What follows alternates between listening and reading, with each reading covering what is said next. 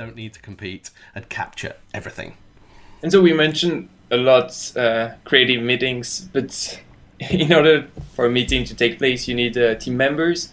How do you build this team, and who do you choose to be part of the team when you have a creative meeting?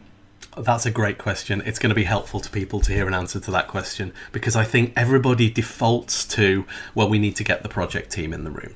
We need to get the decision makers involved. We need to get the stakeholders.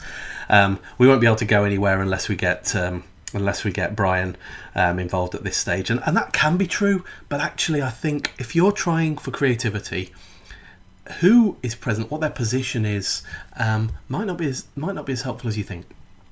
So maybe what we need is people who are willing to be creative, people who are willing to put their full brain power on solving that problem. And even people who don't understand the problem, they can be particularly helpful. Someone who hasn't heard the problem before, who isn't buried in your reality. I've worked in the past with a whole bunch of people who are very technology focused. Sometimes a technology problem is best solved by trying to explain the problem in non-techie terms to someone who wouldn't understand the technical terms even if they did, and hearing their responses. And that turns out to be true whether your expertise is road mending or software coding or mowing lawns. So it's not about getting the obvious people in the room necessarily. Sometimes it's about getting some of the non-obvious people in the room. I do one particular type of project with clients who, when they're facing a really big issue for their industry, we gather a group of experts who are experts in anything but their industry. That may seem like an odd thing to do because those experts are totally unaware of how the problem has been attacked before, they tend to take a new direction. Now we try to find experts who, and we're very successful at finding experts who have an analogous expertise.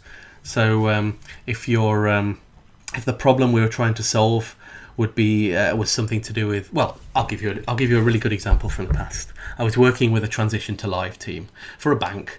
Their job was making sure that we were doing software releases to the live environment which didn't bring down the bank. Pretty important stuff.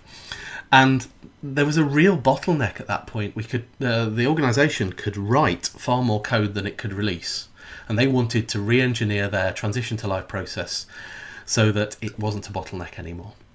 And they actually went on a visit to a brewery, which is always a good excuse, isn't it? They went on a visit to a brewery and they saw the bottling plant at the brewery, and they met the change team for the bottling plant because they had to bring in new lines, new products to be bottled without stopping the plant. And so they had an analogous problem to solve, so they were able to take inspiration from the solutions that they used in bringing a new product line into the bottling plant for their transition to live process for releasing software for the bank. People who know me will recognise that story.